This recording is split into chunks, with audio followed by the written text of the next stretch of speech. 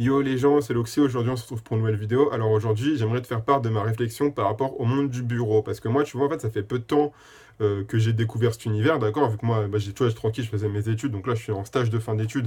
Et du coup, du coup ça se passe dans un bureau, tu vois. Donc moi j'avais jamais mis les pieds dans des bureaux, tu vois. Enfin si, vite fait, mais j'avais jamais vu ce que c'était réellement, que ces open space où tu entends des bruits de souris sans arrêt, les bruits de clavier, les machins, les va-et-vient, les gens avec leurs dossiers, qui font leur tableau Excel, leur machin et tout. Tu vois, moi, j'avais jamais vu ça. Et bah, donc, du coup, le premier jour où je suis arrivé, tu vois, le premier mois même, j'avais l'impression d'être carrément bah, chez les aliens, tu vois, parce que c'est toute une manière de se comporter, et toute une manière. En fait, c'est tout un pan de la société qui, en fait, au final, représente quand même 40% de la vie active. Donc, ça veut dire que pratiquement la moitié des gens qui travaillent dans ce pays vivent dans un environnement open space, machin, mais bon. Moi, c'est un pan de la société que j'avais jamais découvert. Et en fait, bah, en y réfléchissant, tu vois, parce que j'ai réfléchi, et bah, j'en suis arrivé à la conclusion que, bah, en fait, si t'as pas compris le monde du bureau, t'as juste pas compris la société dans laquelle on vit. Parce qu'en fait, le monde du bureau, c'est juste le cœur absolu de notre société, d'accord. Et du coup, bah, là, dans cette vidéo, je vais essayer de t'expliquer pourquoi. Alors, bon, comme je t'ai dit, 40% de la population active vit dans un bureau. Donc, en fait, ce qui se passe, c'est que, fatalement, étant donné que l'économie, le système économique basé sur le tertiaire réclame des employés de bureau, hein, mais c'est-à-dire dans absolument tous les domaines, tu vois, donc que ça soit l'ingénierie, dans les usines, tu as des bureaux, dans le juridique, l'administratif, forcément, l'économique, bref, tous les secteurs de notre économie, en fait, il y a tout le temps la partie bureau, tu vois, genre même l'artistique, les publicités, etc., les créations, enfin, bref, enfin l'informatique aussi, mais tout notre système économique en fait, qui s'est vachement tertiarisé en fait, qui s'est peu à peu, on a peu à peu délégué toute notre fonction, tout ce qui était, tout ce qui avait à voir à la production agricole et manufacturière à des pays du tiers-monde ou alors à 2% de notre population qui sont les agriculteurs qui sont en grosso modo, enfin bon bref, on s'en bat les couilles, tu vois, ces personnes. Et en grosso modo, bah, on a foutu 40% de notre population active dans des bureaux. Donc en fait, ce qu'il faut comprendre, c'est que fatalement, le but de l'éducation qu'on a, en fait, parce que moi, j'avais jamais réalisé, mais en fait, le but du système éducatif français, c'est de produire à la chaîne des employés de bureau, en fait, dans tous les domaines, en fait. Dans tous les domaines, en fait, le but, c'est d'en produire. Donc, en fait, à partir de là, maintenant, je comprends mieux comment s'opère la sélection, tu vois, au fur et à mesure, comment le système scolaire opère la sélection entre les élèves. Parce que, en fait, tout au long de ton cursus scolaire, tu remarqueras que les qualités qui sont mises en avant, en fait, pour réussir à l'école, grosso modo, c'est les qualités qui font toi un bon employé de bureau ou pas, tu vois. C'est-à-dire la capacité à apprendre vite, retenir vite des informations, pas forcément, parce qu'on ne te demande pas forcément un esprit critique par rapport à elles, mais en tout cas, tu dois les apprendre vite et savoir les manipuler pour les refoutre dans des cas pratiques. Donc, bon, grosso modo, c'est un peu ce qu'on t'apprend sans arrêt à l'école, quoi. Tu remarques un peu comment sont faits tous les exercices, c'est t'apprends la leçon et tu la restitues dans des cas pratiques abstraits. Et c'est en fait ce qu'on te demande sans arrêt dans un bureau, c'est-à-dire qu'on te donne les données et toi, tu vas jamais aller sur le terrain, mais par contre, tous ces cas abstraits, tu vas les employer, tu vois, pour résoudre des problèmes, tu vois. Et ça, c'est un peu ça dans tous les secteurs, tu vois, que tu sois ingénieur, comme je te dis, ou dans le juridique, tu vois, même tous les secteurs, ça marche comme ça, en fait. Et grosso modo, en fait, j'ai toujours pensé que les systèmes éducatifs français, ils étaient complètement imparfaits. Sauf qu'en fait, je le pense toujours, mais quand tu vois la société dans laquelle on vit, en fait, c'est pas si débile, parce que d'un côté, en fait, on va sursélectionner les individus qui sont capables de surperformer dans l'environnement du bureau, et puis ceux qui vont être trop dissipés, trop cassos, parce que l'environnement du bureau, c'est pas un environnement où tu peux trop te permettre d'être impulsif, un peu cassos. Tu vois, les physiques, les gens comme ça, les gens qui sont plus portés vers le, comment dire, vers le dur, tu vois, en fait, ces gens-là, direct, on les évacue le plus rapidement possible du système scolaire, en fait. On leur apprend juste à écrire et à compter et à écrire, tu vois, histoire qu'ils soient pas trop largués dans la société. Et après, en fait, on les fout dans tout ce qui est, entre guillemets, bon, c'est pas bien de dire, mais fonction subalterne, tu vois, parce que, ouais, aujourd'hui, ouvrier ou même, enfin, bon, voilà, quoi, ouvrier ou employé de bas étage, quoi, donc style vendeur, aux tests d'accueil, etc. C'est des fonctions subalternes. Mais en fait, tous ces gens-là, en fait, qui ont pas assez, entre guillemets, d'aptitude pour le monde du bureau, bah, en fait, le système scolaire, il les prend, il les fout de côté, et en fait, ça fait la couche inférieure de la société. Donc ensuite, après, au-delà des gens, donc on va dire là, pour caricaturer, tu vois, là, c'est tous ceux qui n'ont pas le bac, tu vois. Ensuite, après, tu montes. Donc après, c'est tous ceux qui ont un peu le bac, donc de bac à bac plus 5, tu vois. Et en fait, tu prends cela, et en fait, avec tout cela, ben, ça te fait en fait tous les échelons hiérarchiques du monde du bureau, tu vois. Donc en fait, le truc, c'est qu'aujourd'hui, quand les gens ils disent ouais, si t'as pas de bac plus 5, t'as pas de travail. En vrai, c'est la vérité. C'est-à-dire qu'en fait, si t'as pas de bac plus 5, ben, t'arrives à un plafond de verre, en fait, si tu prends le chemin hiérarchique traditionnel. Parce qu'en fait, le chemin... En fait, quand t'arrives à bac plus 5, t'arrives dans des positions où t'as possibilité d'évolution. En fait, en dessous, t'as pas, tu vois. En dessous, t'es baisé. Donc, c'est-à-dire que en dessous tu passeras ta vie, en fait, toute ta carrière à essayer d'atteindre un bac plus 5 que t'auras automatiquement, en fait, si t'as fait des études. Donc, en fait, c'est pour ça, entre guillemets, que le pecno moyen, il se dit, il dit à ses enfants, ouais, il faut faire des études. Parce qu'en fait, lui, vu que c'est un pecno moyen qui vit dans le monde du bureau, en fait, c'est tout à fait logique. Grosso merdo, si t'as pas le bac plus 5, t'évolues pas, tu vois. Tu resteras tout le temps à des fonctions subalternes de sbire, tu vois. Bon. Et en fait, après, ce qui se passe, c'est que, bon, fatalement, il se passe que de plus en plus de gens ont des bacs plus 5 et donc de plus en plus de gens se bataillent en haut. Et en fait, c'est à partir de là qu'en fait, entre guillemets, t'as les classes, entre guillemets, j'aime pas ce mot-là, mais bon, supérieures dans le monde du bureau, en fait, qui vont se taper pour ensuite avancer dans les grades de décision. Donc en fait, c'est-à-dire que c'est là que c'est dans ces environnements-là que les gens se bagarrent pour avoir les plus grosses places, les plus machins, les augmentations, les trucs, les bidules, et essayer de grind des niveaux, tu vois, de grind des niveaux. Sauf que bon, on va pas se mentir, t'as beau être... C'est-à-dire qu'une fois arrivé au top niveau, en fait, il y a quand même un plafond de verre, tu vois, dans le monde du bureau. C'est-à-dire que au-dessus, c'est le piston. Donc en fait, au-dessus, ça devient des questions d'ascendance, tu vois. Moi, par exemple, il y a pas longtemps, j'ai eu une stagiaire qui était venue. Bon, tu vois, je vais parler de spi. Genre, la meuf, j'ai compris que... Vas-y, tu vois, les darons, ils pesaient, tu vois. Donc bon, le daron, c'est pratiquement dans les stades, dans les sphères pas loin du PDG, tu vois. Bon, ça envoie la fille partout, tu vois. Ça mange les restos à 30 balles gratuits et tout. Ça parle avec tout. Direct, tu vois, en fait, quand t'as la bonne ascendance, entre guillemets, t'as direct le réseau qui se fait. Et en fait, c'est le réseau qui te permet d'arriver aux places supérieures. Parce qu'en fait, la seule chose qui fonctionne pour arriver aux places supérieures, c'est la cooptation. C'est que le boss, il dit, ah ouais, toi t'es pas mal, je te prends, tu vois. Et en fait, le seul moyen que le mec se dise ça, c'est de devenir ami avec. Et donc, de se faire coopter. Donc en fait, en soi, le monde du bureau, grosso merdo, enfin la société dans laquelle on vit, parce que c'est la hiérarchie du travail dans laquelle on vit, en fait, c'est une grosse arnaque. C'est-à-dire qu'en fait, grosso merdo, on te dit travail à l'école, mais t'as un plafond de verre. T'as un endroit où t'es stoppé, tu vois. T'as un endroit où, après, t'auras beau être le meilleur bosseur du monde, mec, va falloir pépon, c'est tout. Va falloir passer sur le bureau, et après, ça devient un truc de réseautage. Donc, en fait, les études, c'est limité, tu vois. Et en fait, grosso modo, au bout d'un moment, c'est du réseautage, tu vois. Bon. Alors, le truc que je voulais dire, c'est que, au-delà de ça, comme je t'ai dit, le monde du bureau, c'est toute une idéologie, en fait, c'est tout un mindset qu'on t'inclut. C'est-à-dire que pour faire fonctionner cette hiérarchie et pour faire en sorte que les gens restent bien dans leur case, tu vois, en fait, faut qu'on t'ait mis un mindset dedans, tu vois. Et en fait, le mindset du bureau, c'est un peu comme ce qu'avait expliqué Max Weber dans je sais plus quel livre, mais bon, c'est Max Weber, c'est une notion de Max Weber de ça. C'est entre guillemets, en gros, pour Max Weber, la société moderne, en fait, ça se qualifiait par le fait qu'on arrivait dans une société où on devenait de plus en plus organique et non mécanique. C'est-à-dire qu'avant, les gens étaient très semblables dans de petits groupes. Aujourd'hui, on est très dissemblables. Enfin, c'est-à-dire on n'est pas très dissemblables, mais on vit tous, en fait, dans des entités, dans des groupes qui en soi, dans des microcosmes, qui fonctionnent un peu de manière séparée. Donc en fait, l'exemple que je pourrais te donner là, c'est que tu vois, toutes les sociétés ont un peu leur façon de fonctionner et tout, et en gros, ce qui se passe dans une société A, ça n'a pas de répercussion dans ce qui se passe dans une société B. Et même s'ils sont en concurrence, ben, ils vont essayer de se tirer les pattes les uns des autres, tu vois. En gros, il n'y aura pas de solidarité absolument. Il n'y aura pas de solidarité de manière. Enfin, il n'y aura pas de solidarité instinctive entre ces deux entités, tu vois.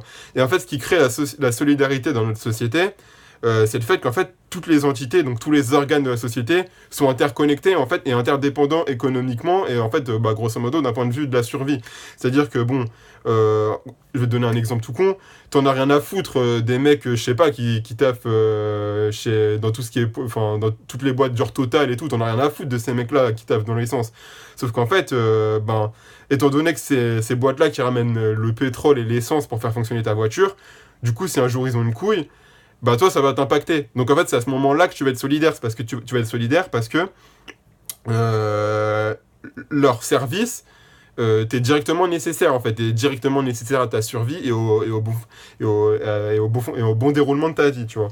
Bon, et en fait ce qui se passe c'est que le monde bureaucratique, en fait ça impose une organisation très mécanique en fait, ça impose le fait que t'as pas le droit. En fait, c'est un monde où, enfin, on vit dans une société où, en fait, t'as pas le droit de niquer les règles comme ça. C'est-à-dire qu'en fait, si t'es un mec qui va contre la loi, par exemple, si un jour.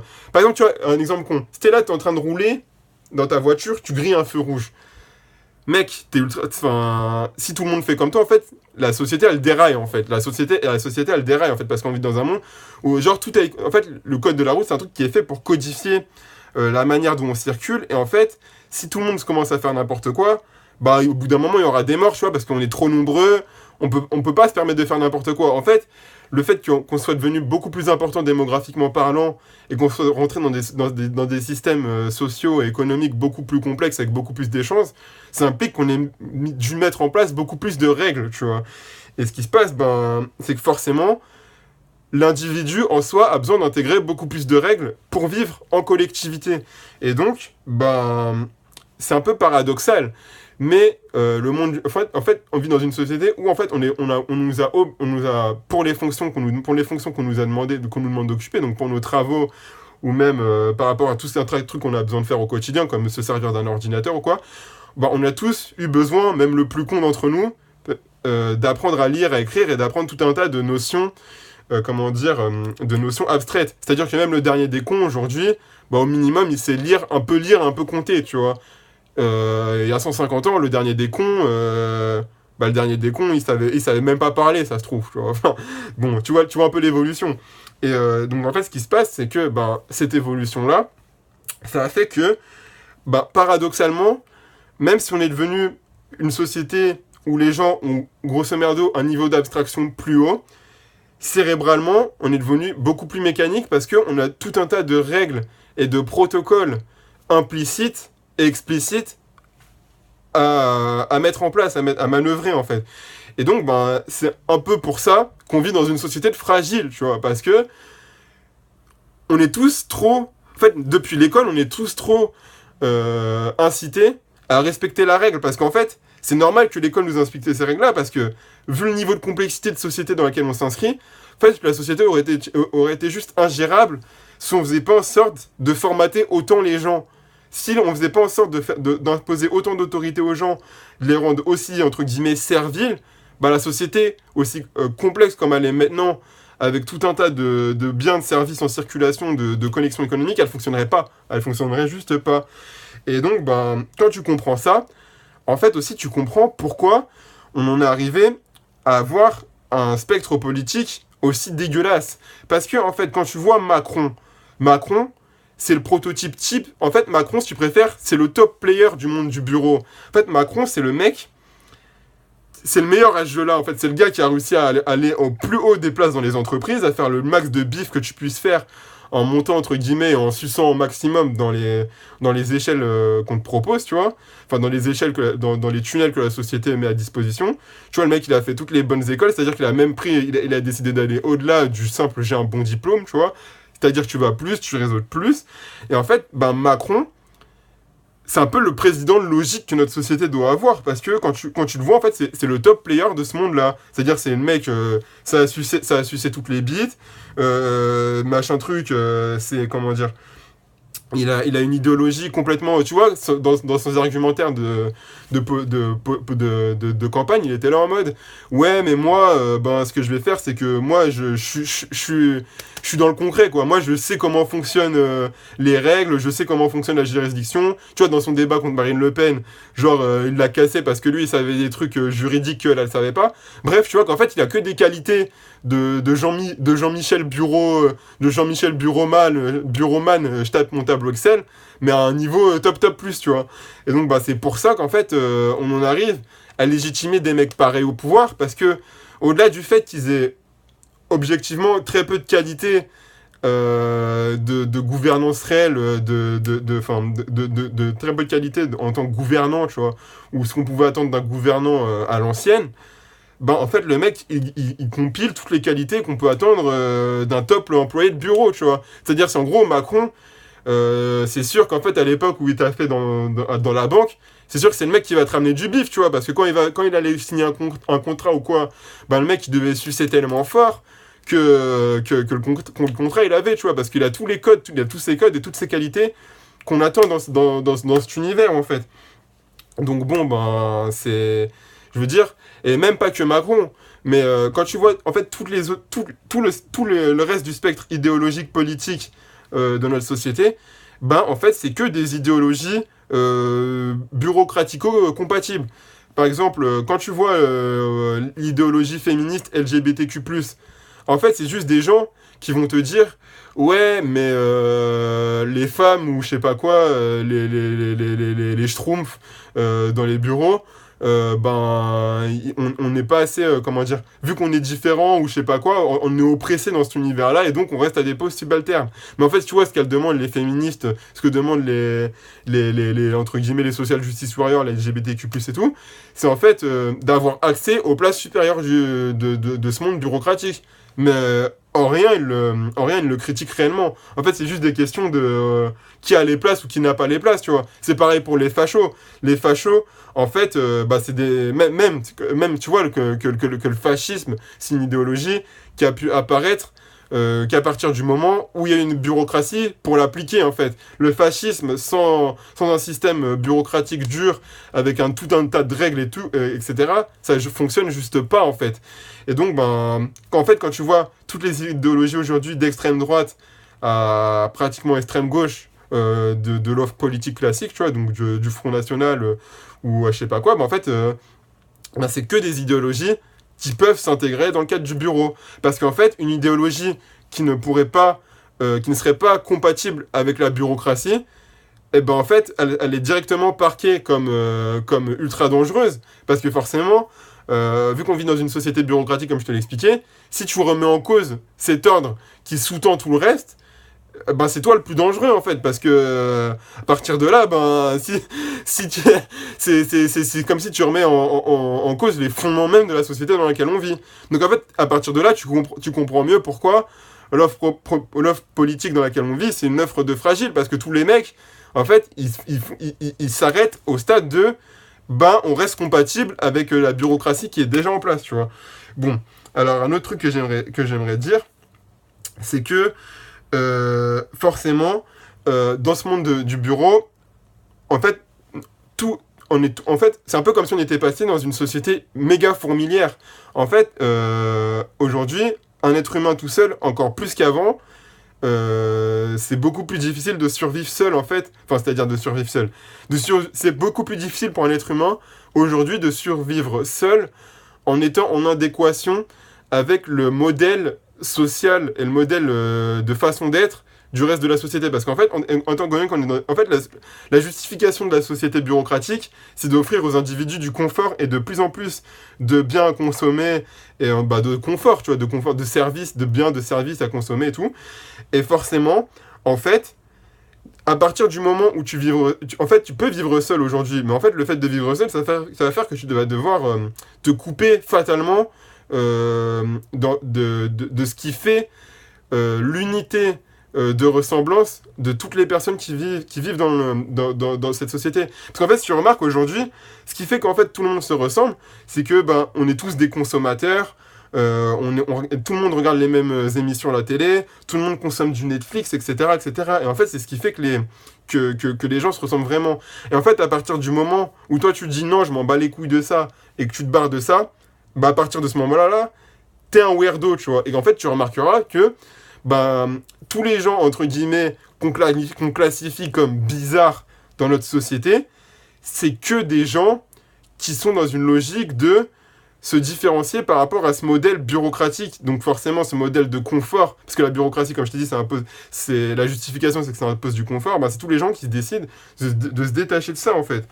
Et bah, fatalement, le truc, c'est que ben, dans cet univers-là, tout est fait pour renforcer l'attache que les gens ont à ce monde du bureau, bah, en augmentant en fait la justification du monde du bureau, parce qu'en fait, le truc c'est que, comme je te dis, ça va un peu contre un peu entre guillemets l'humanité et l'individualité que chacun d'entre nous, parce qu'en fait, le fait qu'on s'impose tous des règles, un niveau de règles énorme, et qu'entre guillemets on dérive tous vers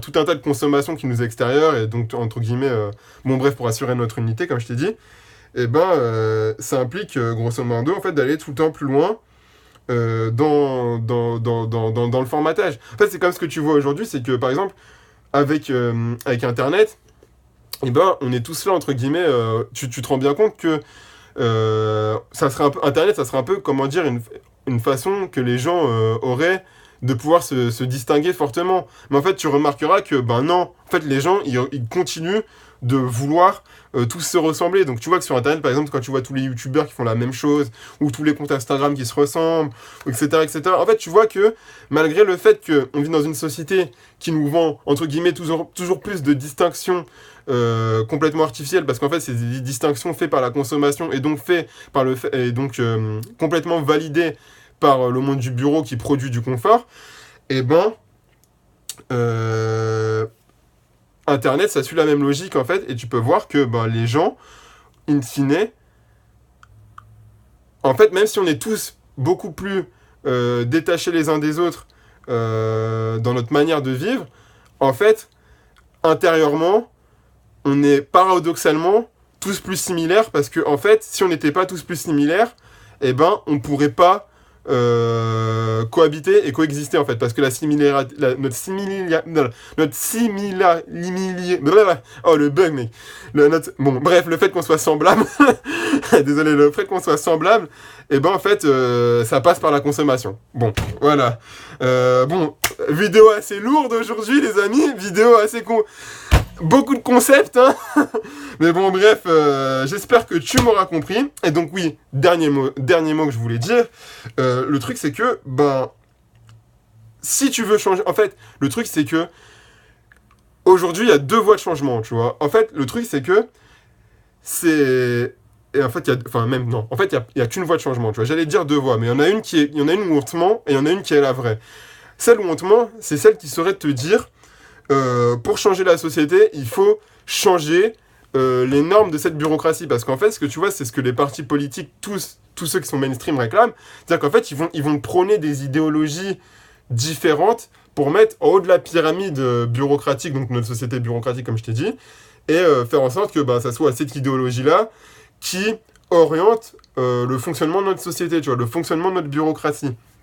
Mais le truc, c'est que, bon, ça c'est mon avis personnel, mais comme je t'ai dit, vu qu'en fait notre bureaucratie, le monde bureaucratique, ça repose sur le fait qu'on est tous accès au confort, en fait forcément, ça rentre quasi automatiquement dans un paradigme de productivisme, tu vois, parce que pour assurer le fait que tout le monde ait des biens et du confort, ben, il faut être productif, parce que après, sinon, si on rentre dans une société bureaucratique comme celle-ci, qui devient moins productive, ça rentre soit d'imposer aux gens une forte redistribution des richesses, ce qui serait un peu problématique dans le sens où, comme je t'ai dit, vu que le monde du bureau est un côté très compétitif et un côté, on t'impose tout le temps la méritocratie pour justifier l'ordre social, en fait, le fait de rendre plus égalitaire ça, forcément, de facto, en rendant le truc... en fait, le fait de rendre plus égalitaire ça invaliderait un peu notre société, parce que le truc, c'est que en fait, les gens qui voudraient arriver à des places dominantes, et ben, ils diront ouais, mais pourquoi je fais ça si je gagne pas plus que les autres, tu vois. En fait, en fait, le productivisme, ça permet dans un paradigme de croissance, ça permet en fait aux gens en haut de se gaver tout le temps plus, tout en validant ça un petit peu, en redonnant des miettes à ceux en bas, tu vois. Alors qu'en fait, si tu rentres dans une logique de décroissance, grosso modo, en fait, le gâteau, il arrêtera tout le temps de croître, et en fait, après, il faudra mieux le partager. Donc, partant dans ce principe-là, ça va un peu démotiver les gens qui sont un peu au haut du truc à faire les choses, quoi. Et ça va un peu casser la hiérarchie du monde dans lequel on vit. Donc, bon, c'est pour ça que je suis un peu sceptique sur le fait de dire, ouais, on va regarder un aspect bureaucratique et société très complexe, mais on va essayer d'être plus égalitaire. En fait, les gens, je pense que, vu le formatage dans lequel on est, ça passera pas, quoi. C'est-à-dire que pour arriver dans une société où à la fois c'est complexe, à la fois c'est égalitaire et où les gens veulent pas se gaver, faudrait vraiment passer des caps de conscience chez tout le monde, ça serait vraiment compliqué, tu vois. Parce qu'aujourd'hui, tu vois que Macron c'est le président, tu vois. Bon, ça parle, enfin, je sais pas, ça parle de soi-même, mais bon, ça demanderait aux gens trop. C'est-à-dire qu'il y aura des gens qui devraient sacrifier pour faire fonctionner tout le reste. Ça serait trop compliqué, tu vois, parce que ouais, parce qu'en fait, oui, faut quand même dire que les places dominantes dans notre société, c'est quand même pas des trucs très enviables, quoi. Enfin, les mecs de la société, ils taffent du 60 heures et tout, parfois par semaine. Tu sais, leur travail, leur vie privée, il y a plus trop de différence, tu vois. Donc c'est pour ça qu'ils en arrivent à taper des putes entre midi et deux, tu vois. Parce que bon, voilà, quoi, mais c'est pour ça que les mecs pètent un peu des câbles et tout. Forcément, si d'un côté tu te dis que bon, au final, ils auront pas 100 fois plus que le pecno de base, je sais pas si ça va motiver des gens à assumer les tâches de direction, quoi. Et vu la complexité dans laquelle on vit, tu peux pas, c'est impossible d'horizontaliser, tu vois. D'ailleurs, les gens vendent beaucoup qu'on vit dans une société démocratique ou quoi, mais quand tu vois comment fonctionnent de fait nos entreprises, les entreprises, elles sont pas démocratiques, hein. Genre, le pecno de base, il donne pas son avis, tu vois. Genre, t'as tout le temps... tu peux essayer de passer 2-3 idées, tu vois, si t'as de la chance. Mais au final, c'est le boss qui signe, qui choisit, hein, tu vois. Donc bon, même si on te fait croire que notre monde politique est démocratique et tout, en fait, les fonctionnements des entreprises, il y a aucune démocratie, tu vois. Donc, de façon générale, on peut pas vivre dans une démocratie avec une société aussi complexe, tu vois. Et c'est ça que moi je te dis qu'en fait, grosso merdo, si les gens veulent vivre dans un monde avec plus de liberté, en fait, faut juste abandonner le paradigme bureaucratique, tu vois. Sinon, pour moi, c'est pas possible. Pour moi, sinon, c'est juste impossible. Bon, voilà, j'espère que j'ai tout dit. Putain, la vidéo aura duré longtemps. Je vais juste conclure en disant que Max Weber avait raison. Le capitalisme, c'est la bureaucratie. Et la bureaucratie, c'est ultra rationaliste. C'est ultra méritocratique. Bon, ça, c'est moi qui le dis. Et c'est tout ce que je voulais dire. Merci de m'avoir écouté. Et à la prochaine.